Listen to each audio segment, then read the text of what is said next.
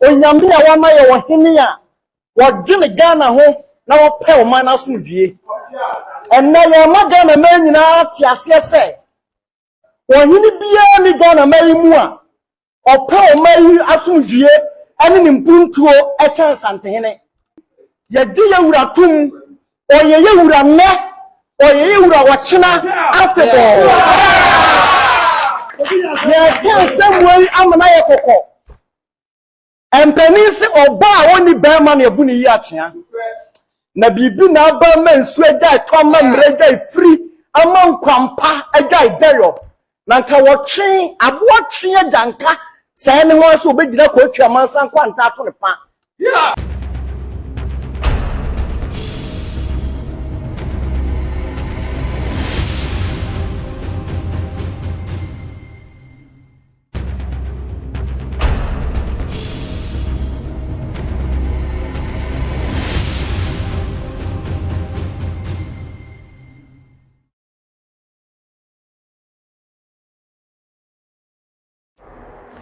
Yo, ebusuafo, yesan ababiem. Atenetina TV, obi anko subscribe, na mon like, na mon share. Na mon fa comment na ehu hia yepa. Na ene trending news eba ene say. Na nsen ya ma hu say Munaguchi a host program bi ama sister bi a mo friend Pokuya. Pokuya ko e wako kansem bebre, ya analysis bebre, kansem bebre. Internet no mo twene abase ne sere. Abusiafo efia Pokuya nsem na ode aba no girl no kasa yo ode nsem bae pa Munaguchi so mi hu se o anfa ne yize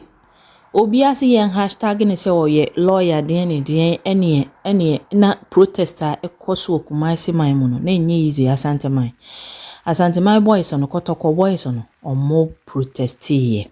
utimu se girl no kasa no obe apologize ye de but wa anfa easy ebi fa na sumu ene otimi say ebi mu atwa na dapa ankasa omo anfa spare no kra na mo ye nko hwe video a omo ye press conference boys no asante kotoko boys no asante my boys ne bi ye press conference nti mo ma ye ntwa ye ho na nko hwe video no na ye fa ye comment na ye share na ye like na comment ni ye hia ye pa obi anfa na agenkyere enhye comment na ase emmaye na yesu hu de ye ekọ medam wase okay Akafi bibi adedi Erade adom nice one your friend so papa akasa the way say that there wa wote hey there I was say Ghana for no etite every wow wenum I'm say to you, what did it you? Dedi kameden chia kese ebe kwa ma asantema nyina ite 2 year open so na mede enuhuo emu mifri nuhuo mu ekase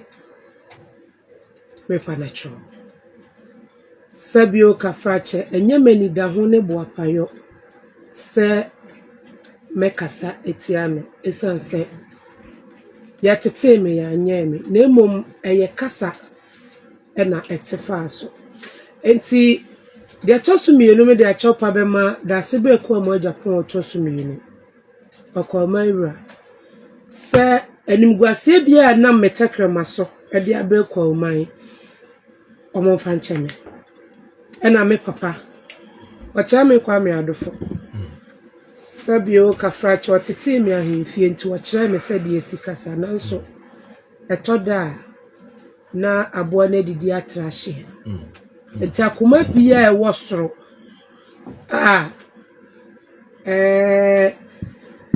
edi ho ya ba treta hodo wo mo a wabo mutimu posesa bi mekra krom be je afimi nsam mesra wo omo fancheme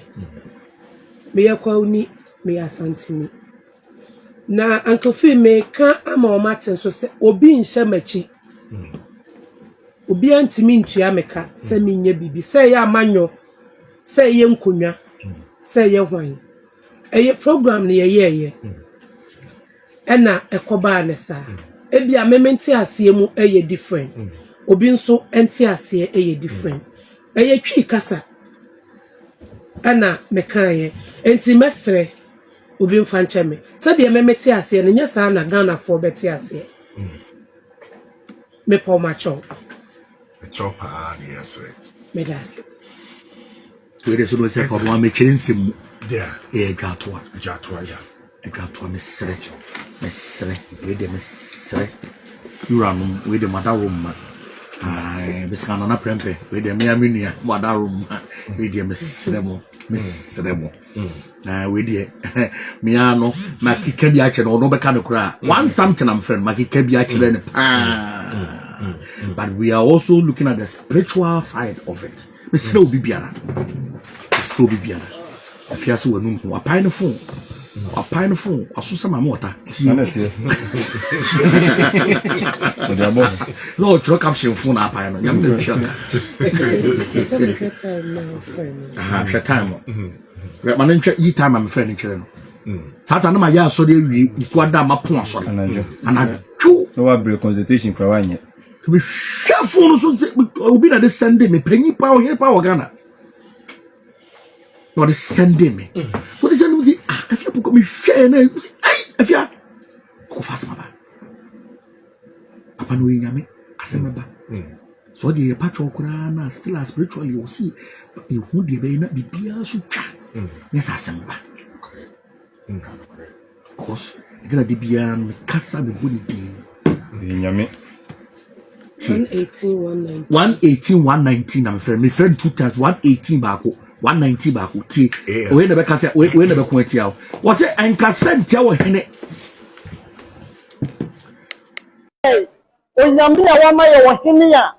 wo dwene Ghana ho na wo pe o man asundue enna ye ma Ghana ma nyina ti ase se wo hene bia ni Ghana ma yi mu a o pe o ma yi asundue ani ni mpuntuo e chen santehene so obi ehu die santehene aya ye otumfo na nanom santehene abehie yenim ye waye amampa nimfo aba eko edi ne ho adanse aka am ye nyanyiraso ye de ye ne hu die santehene aye enti ye di ye wuratum oye ye wura me oye ye wura wachina afebo ye Samuel amana ye kokko empeni se oba a woni be ma na ebu ni yi achia na bibi na aba mansu agya toma mreja free ama nkwampa agya deyo na nka wotwe aboatwe agyanka sai ne ho so obegyina ko atwa mansan kwanta ato ne pa ye hu se nipa bi wo mayi mu asabi eburu esum abduru wo madwene omo nante a omo nko omani mo ko omachi enti o ma hyase kasa tia kyea me ene wo kese no ye ma wo bia tiase se obi wo asemtie bi a onkantie ne kuro mo hene na ye hene obi wo asem bi a obetumi aka tia ne papa ne sia wo no na ye hene enye ya hene a Ghana ekeje tom asem si ye wo dagbon na mampenda da kofo so anu a na enye yie wote ho abadwoku anye yie na opem so se to ba bi onyame kase ene tumi si anu eja esaye ewo sirem anu adwo otumfo se to ba bi ona president kofo kan say abra obedi mampani no na amamu na ye diama no wode ne ho ana enye na okopa sika wo wiase nyina sika kwabia ye se emfa ma no yewura osantehene opem so se to ba bi onyame kase ana mu ma Ghana yenya ye ebio soafo a wo hwe humaso so aka minister for education asesi a wo wei wo se na Ghana ban pesika de ewura humaso na onya yewura otumfo ne ka bi ama ye ma wo mu billions of dollars a wo de wura mu yewura mahoma wo ko na se yan so aka sana mamu mu sa won hia wo otumfo anka anya yie na na do aka o mampanda rollers so kan atana se kan obi biara ni wa obi tuwe asantema yase obi biara obi tie obi biara ni ho a ensuo ni moja ewo ni mu na wo memframa a wo asase so a obetumi abra santema ase na nanum anka asantema mabunu yebeka efisa yei na enchirima ababa yana dache dia osantehini ni obi a wabua manka bo ba Ghana otumfo ba ye na no wo 25 years wo se obi a ye nana egodwama hoho ye nuanu mu afiri srem wo ma wo mu firi fraw wo ma wo amano ne wo mu nyina bai asante na wo ba wo beti brono a anya asante din wa ha ne wo mu nyina ye otumfo nananom ye ma wo bia tiase se obi anu waria ye mfa ntara suo wei die abetwamu no enya die twamu se obi sore tia akyame na okasa tia ye wura ye chance bia woni mu aso ye bebua no so ebi se ye ntwa amma bia du ntrane machine kwantia enye de bodi betem amma bopotokura me de no sade abra ye nwene nam wo hene kokura ye sisi nyo hene babunu ye kasa se asante mabunu ya nanan mu moja wuemu na nanan mu sunsum na de ba ye se ye ntiasie na ntiasie tena emo bia ka se ntia ye wura bio ye di twatwo enie ye nka se obi nkafu ye wura santa ye de na hini afiri nyankonsoro do onyankopon ke bia mpon sika da okoma asanteman onya sa asante ni wo bi wo ba bia asante ko a enti ye de to manim ne sai efri na akro se obi wa asem bi ka na obebo ye wuradi a onka asempa na nya asembone enya afrani masem ti bonkoso enya nipa bi a esuma buru wo modwene asem obeka abi asopo akyame se ye ti bi sa dia anye na yenim ekwan fofora ye befa so ye da mu nyina ase obia pe viewers on social media no de kotoko hinenim atwitwiri form no de abenya doma di nachi na akona sabo bi su nua bi so akache so sole yeso ankase sole me so because of the free ne so de beba wo so Ghana eye crime da be so obi be bon ho samra ne sem ye santini bia sante sem ho hia no te eno ne ade ode hwahoa no ene obohu ne nua ma mo tetentin tankese ye so yesi wano so a fa hu balloon fa nkansem kese timi kan bie wa no ka kire so ukrom hine na nkobi kaseti ya na anka munye na mo de mo ho baji mo bi ya enti wono ote kokko so sante hene no enkrofo fa na nimi twitwiri fom na mo nso mo fa mo na nimi twitwiri fom o se hatred ama wanima dane be ma prekope ma ko ho ntintini nyina wo kasa na twitwia mantam ye kase ye kamese ya anka bia ompe ukrom hene me fa mani nkosi ne so ena enye kwawufu nyina na o madwene wo fom eye wo individual na wo kasa na wadwene wo fom kwa oni bi tini ba bia wo dwene ne ho kwawufu awale asantefo awale kwawufu eno no nkyere sento kwa enti ye nyina ya kanfo ba ne se no ane se na amene ama na die papa ye ntimo kra ya na enye mofe wo behunu ne ya twena sere twena basa na wote play mu no okọ ne nyina in the name of Ghana okọ so enye ono nkwa na ko na chidifo okọ represent Ghana wankwa na mampo hema na ema no ko wenim nyina nya mofe hi konfanochi nya asante hena busu afọ dia o eyo man Ghana dia Ghana property ene konfanochi teaching hospital wose sabe aban ntimi nya idea ene ne man nyina mo nkamom no obi anyeje ntoboa no kotoko hene fa $5 million enfa nwuram na obi anfa bimra na mmoa na enfa renovate konfanochi mutuma no si nso am si boy ade nti no onfa ne sika nya mepa cha na busu ya japade ansa ne no enso mo gina ho didi na tem kan sim nua se nyina go no fie ohempon a open kabomu wo hene bi be se na bibia opeso wo kire wo donti no ka Ghana bomu nti no wo de dom eko ne nyina nya Ghana forfe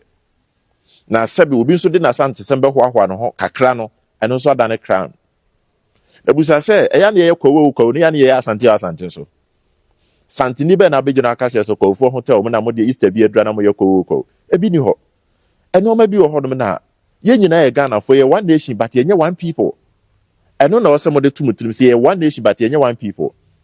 asantini ko ka kire nyu asantini se o ya asantini aboa enye ne ya Bapa masantini nko kanchiro bi so yenkrani aboa na kwani aboa na frafrani aboa na hwede besi eno no kyerɛ sɛ ɛhye da saa ɔman na ɛwɔ mu no obia ne na mamera wɔyɛ obia ne adeɛ nso wɔyɛ agimesra me nuanom asɛbe mo ntentan kɛseɛ no so a mo abere mo ano a mo de kan sɛm kɛseɛ no hwɛ yie yɛsɛ pani na obi nya bi da akwala de ɛyɛ bi pɛn ebi a baabi a papa yɛ duru bi kura na nso wɔ anuru hɔ sɛ bra papa yɛ boyi sɛ yɛka so abusua pani a na papa nso contribute ne ankɛmfa mo Ghana nka Ghana yɛ yie ene galamsey obo ne yatwa nsuo no de ayefi no ne de kotokɔhena to ha ne de Queen Elizabeth nso ato gold no so amankwatia anyamo no waye bribi tano nsuo na sebe asɛe no nya santimam nko na da o pra nsuo na asɛe no nya santimam na da o nsuo bebrebe de nsuo ne sa no ma no bebrebe nya santimam na da o enso nso no asante hene nko na etu sika kɔkɔ na asase so Ghana ha sei no babia yetu sika kɔkɔ asante hene nko anya ɔno nko a ahemfo no bebrebe mo ahemfo no bebrebe ansa asoso yetu bi ho ande mo nka ba baabi a yefi ne de mo de hya asante hene sɛ ɔnkɔnwuram ho mo nso mo se ɔhene nkɔnwuram no nko stop wo mo hwan na masa ankrɔfo no ɛma ɔmo hwan na ma ɔmo pepa mo mbɛ galamsey no amanyokuo na mo di ɔmo akyiri sa ankrɔfo na yɛ sa no ma no enso nso mu nhunu nka ɔhene te ne baabi na wɔdwene ne ho a na mo sa ankrɔfo kuro ya na mo tuma no asi no so aban ɛne ɔhene hwan ne hɔ sɛ ɛyi asrafo kata mo nkɔnwuram na mo nkɔ fight galamsey amendment no constitution na kyerɛ ahemfo no bebre nsa gu ɔmachi nti na asante hene se na asɛm bia no wɔbɛka na asante mem akɔto bia betumi ayɛ dɛ overturn asɛm no because no or the oka wɔtu ne hemfo nyinafo so wo betu galamsey bia na yɛkye wa yɛntu mfra konwa so Ghana government betumi ayɛ saa no ma we ayɛ enne galamsey nye individual na etu nye nipa ba akofo trotro a yɛde kɔ site hɔ wo taxi driver kro no ka ho bi motor rider wo ka ho bi wo auto dua no galamsey site ho wo ka ho bi mu nyina mo boa na sɛ be yetu saa de no aso mu nyina mo yi mu ho afiri mu enti mu modua na hwɛ sɛ Ghana fo sɛ bi bɛka obi abewu because the ɔte kuro no ɔte kuro kɛse mu a galamsey skaba no ho no so bewu bi mo yɛfa no kra nya adwuma mu nyim anom firi papa no so na sɛbe no asante akyekyere no ho dada enti no mo yɛ dɛi asante ntimi nsesa da sɛ wo mpɛ a yema wo so de anya fɛ na wo de nso nye ye ne ma wo de edin simple sa asante asiesie ne de na se ye bo asante din a wo so de nso no ukrom he no so wo so betimi nso apagya no with wano asante ni hwe kura na nya na no a wo de betontom on give you up wo ne he no ho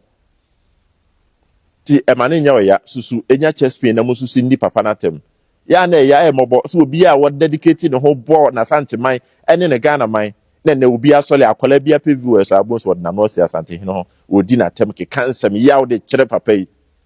na wo so wo yi ne nsa fira asante ase a na se Ghana ase anka be hunu de oman ne beye eno ma bebre wo ho a odo na ehya kyire boa oman no mo amanyofo no wo kan akoduru ba bi se amanyoni bi asole ya no oduru manhia na nko ma ukrom hene ho ukrom hene wodi na nko mo ma ho obegi nyansa na akwa kyekere oman no enso so na nam so onya benya position as a president and as a minister sebe no na so asisi o ka hwe wonti obetu afutu no wie kura dura bontia no oyi agu corona masters na omo bluff no mo ka no omo kura ne bu no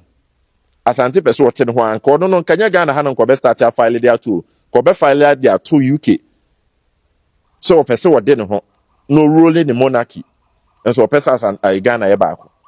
entimi nua no ma social media mesrem sa no ma na ekoso no enye fe mpanimfo na yedidi do matam ne hwe hunu se enso ye benyina bedane mpanimfo no bio na bi ebeduru no enkwala no kɔhwe kro mbe di atam kra chen we ana panimu bia so ano ye bosom ode kasa nyina wodome unyana ne da wanim yesu benyina beto yesu sa ne enim so sabia ma me mu ska nyina eni hunu se sɛ nya agro ene ska esa hunu mu nwi o twɛn no de tie ye hwe ni mu ade ne me eni nso ade na de ye de ye nya ade da chi ne behunu si jaima mpanimfo de ya wu a yenso ebehunu ye mpanimfo ya manyofo emere bi atwam sa na no mo ye ana asemasi betena so onye hwe nso e jaima omo hwe ye ja o man ne ma omo so omo ni so hwe de atie unya medi dibre bia na o se sebe ye de na unya bedi bi wia na behunu de atie me chiachi obi biala ye nyina Ghana fo ye one nation but ye nya one people ahie dem anwonani kwa didi esrebni atama o Philippine no but sen yonkwa ngunani no didi na atama nya ne yada enti menua no mom yemfa odo ntena otan yemfa mu mai medamase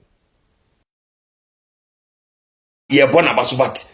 so de no tutu asantene de don a wo try so be so ye na bibi be da asantene don na mo sa de na eye wo de mpanyimfo a mo bono mo nka no kre we ekwan asantene bono ye ba ko pe but ye me ka say wo be try sa de bi eni ho de be so asantene bono ye pe asantene bono ye ba ko pe but sa de re nya no kre she be se wo pese kingdom ko tun for palace wo ko school hospital clinic wo bank wo police station wo ena man ye oyo ken so okay o palace no o ken na palace no se sa ne mama bubu ise bi wo a koda ko cheki la kaze kingdom ne palace na ke to ahun enu nti yesi ensia omo takrase ne di agrubum tina Ken Charles friend no wo hu so wo ye ken na wo Ken Charles kro hu so wo ken na wa wo chef no ho na wo se on ken fa wo jimi tina kra so wo wa wo lie Ken Charles kro hu so wo ye ken e invite no wo no Ken Charles wo me di ne maame e ken na ne maame say invite no na no ara mo pero kresa mi bisawo ne ma ono ken no usana na ne maame ye kwen no na ne maame invite utumfo tete ne nyane invite wo ho don jai to ko ya ukun bewu ono ken no na wo ya akra no na ne maame na we kwen Elizabeth odiso ene tata nya no utumfo we ma no utumfo bi no na ye invite wo mo ho utumfo bi no na Queen Elizabeth oba Ghana no wo ba wo busu o so bo utumfo palace tete na oba no ba utumfo palace don't stop this bullshit the entire Ghana peaceful na munya isa John wachinje bi na mojeje ne enwodi water o kana krepa ne abejo ne edi water na akwa abeji no odidi matam me kana kwekere wo no wo bedidi matam na wo de tete na kurasi ne enwo wo maaye no na Queen Elizabeth mu desi no oba Ghana no oba utumfo wo oba wo hene no na me bi waju mkitu bi say this case me say one despite na ma me ho ayi a wo ne na ase wu yi ye invite obi tuma